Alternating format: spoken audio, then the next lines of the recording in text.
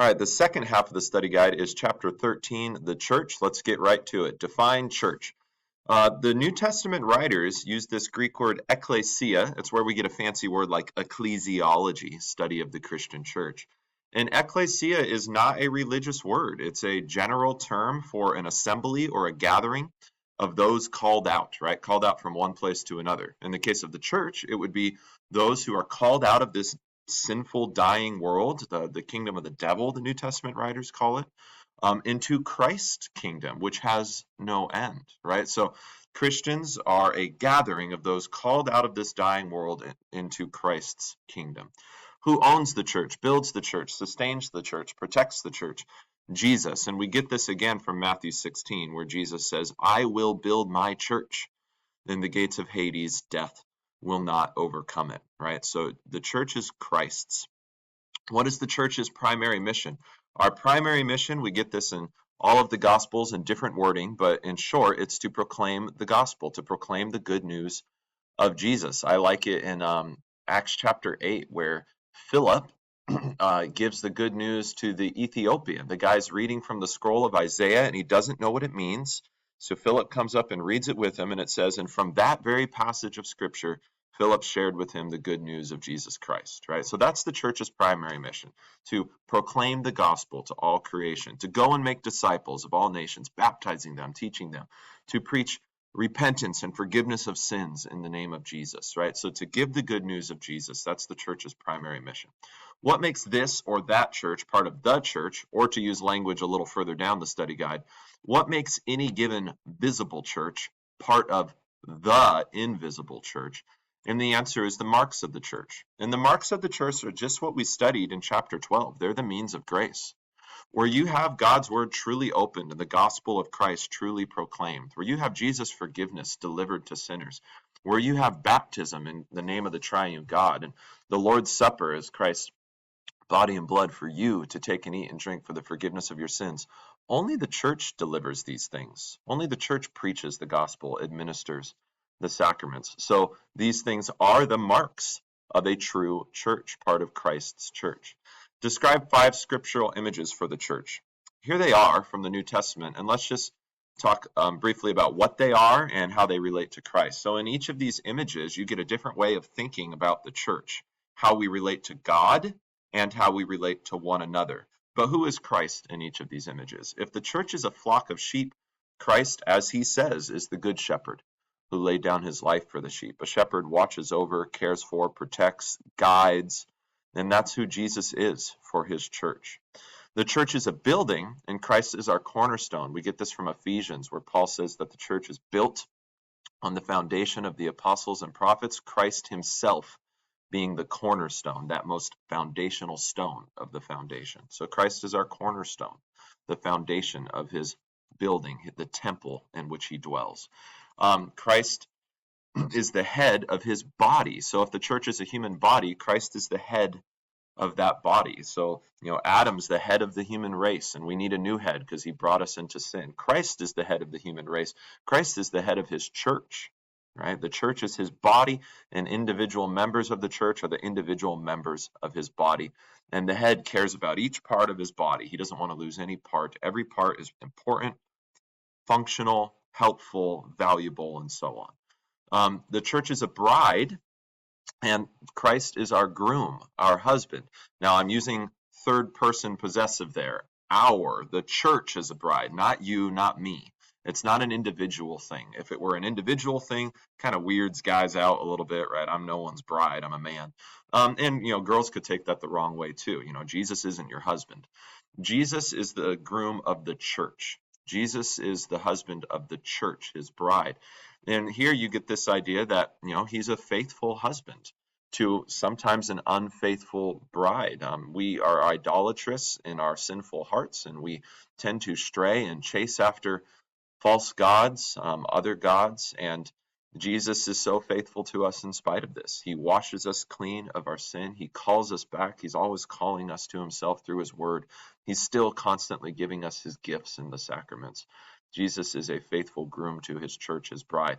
And he's holy, and his bride will be holy. He sees to it. That's Ephesians 5, by the way.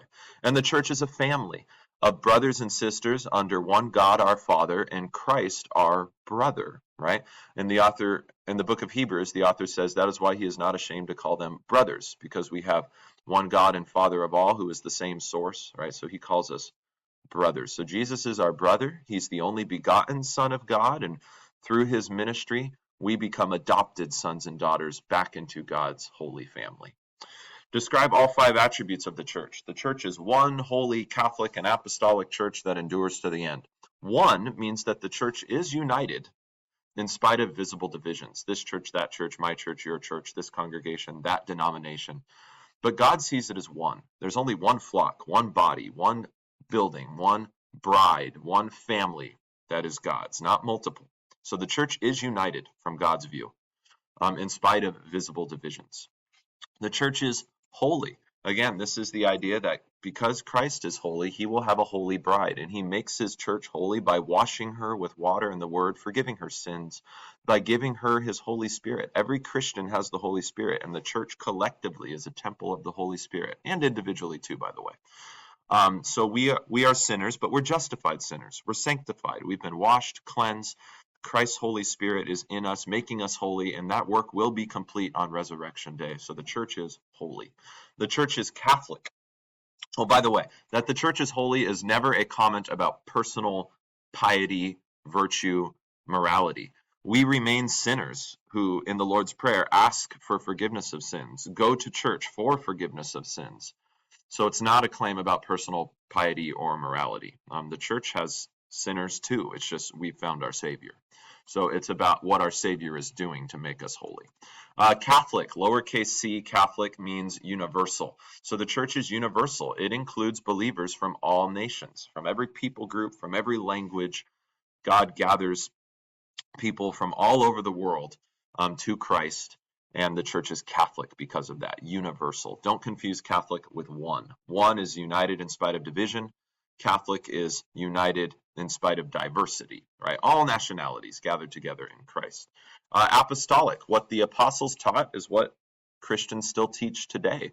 The church has not changed its faith. The faith, as Jude says in his small letter right before the end of the Bible, Revelation, Jude says, the faith once and for all delivered to the saints. Well, that faith that Jesus taught the apostles, that the apostles taught the first generation of Christians, well, the current generation of Christians should still be teaching that. The apostolic doctrine recorded for us in the New Testament. That's what it means that the church is apostolic.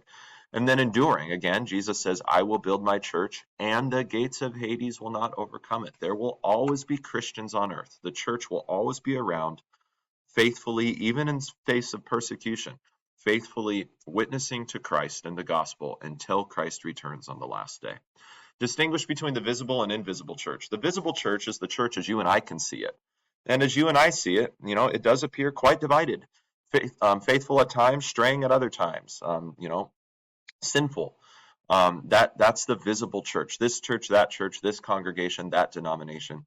Who's part of the visible church? Anybody who confesses Christ, confesses Christianity in something like the Apostles' Creed, where the church has the marks, the means of grace. That's the visible church. And that's the basis on which we judge the visible church is genuine or not. Any building, any group can call themselves a church. Do they actually have the marks? Do they preach the gospel? Do they administer the sacraments according to God's word? Well, then they really are a church if they have the marks. The invisible church is the church as God alone can see it. God alone can see your heart, your faith, and the invisible church consists of all true believers from all time. Old Testament believers, New Testament believers, past believers, present believers, future believers who haven't been born yet are part of God's invisible church, united in Christ, our Savior. When do we assume someone is part of the invisible church? If they confess Christianity and if they live a life that is in accordance with that. Right? Jesus tells us what to look for false teachers, false prophets. He says you'll know them by their fruit. So if a Christian confesses the faith and we see the fruit of that faith, love and good works, we go, well, that's a real Christian. Right? Ultimately, we're not the judge. God is, but that is the basis on which we do judge whether or not someone really is a Christian. Why is the church divided, and what errors can churches fall into when dealing with these divisions? First of all, the reasons for the division. Functional reasons. Let's say there were 10,000 Christians in your local community. Well, it's not functionally reasonable to have all 10,000 perhaps meet in the same place under one pastor. It's going to be a lot more helpful to have many pastors, many elders, maybe multiple places, congregations that meet together just for functional reasons. Geographically, we're divided because not only are there Christians here, there's also Christians in that city and in all parts of the world there are Christians, and we can't gather together. Geography separates us, so geographical divisions. Doctrinal differences. This is where we don't agree on what the Bible teaches. First of all, not every Christian agrees in sola scriptura, right? Most Protestants do, but Roman Catholics and Eastern Orthodox reject sola scriptura. They also believe the writings of the early church fathers are authoritative on our theology. So they have more sources that they're looking at than the Protestant because they're not just sticking to sola scriptura. And then even amongst Christians that do stick to sola scriptura, there's disagreement. Why? Remember that acronym I taught you at the beginning of the year? SRATE, Scripture, Reason, Authority, Tradition, Experience. Well, different emphases or trust in reason, in authority, in tradition, and in experience can explain why denominations land in different places doctrinally. If you put a really high value on, say, experience, like all Christian mystics do, and like many Pentecostals do, then you're going to end up with some different doctrines. If you put a really high value on human authority, like the Roman Catholics certainly do, right? Like the Pope teaches infallibly in their view, then you're going to end up with some different doctrines. If you have a really high view of tradition or human reason, right, it helps us understand why even churches that hold the sola scriptura have different doctrines, and the church is divided over those doctrinal arguments. And Paul acknowledges that. He says you shouldn't be divided, but I understand why you are. There must be factions among you in order to demonstrate who is genuine among you. That's 1 Corinthians 11. So, who's really teaching the Word of God? Christ at the center, Christ our Savior. What does the doctrine teach? That's important. Adiaphora arguments are where, in addition to what God's Word demands that we believe and confess, this human tradition also demands this belief or practice, this adiaphora thing. They demand it. Well, that demand is going to divide people, right? Let's say you're a church that says, if you're going to be a member of our church, you can't drink, smoke, or dance. Okay, well, maybe there's some wisdom in some of those things. Let's talk about it. But where does the Bible demand no drinking or no smoking or no dancing? It doesn't demand that. You can come to that interpretation, but if you demand that, you're demanding more than the Bible asks. Sinfulness. We don't always get along. Right? Christians are brothers and sisters in Christ, but we're sinners and we offend one another. We don't always repent of that offense. We don't always forgive offenses. And sometimes we won't go to the same church together because of it. Sin divides the church. Approaches for false unity. Two opposite errors to avoid here. One error is that of either unionism or syncretism, where we pretend our doctrinal disagreements don't actually matter and we just present sort of a false front of unity. Unionism does this in that exact way, right? Imagine people going to the exact same church, but they have completely different views on, say, the sacraments, baptism and the Lord's Supper, or completely different views, say, of justification. Are works involved in your salvation or not?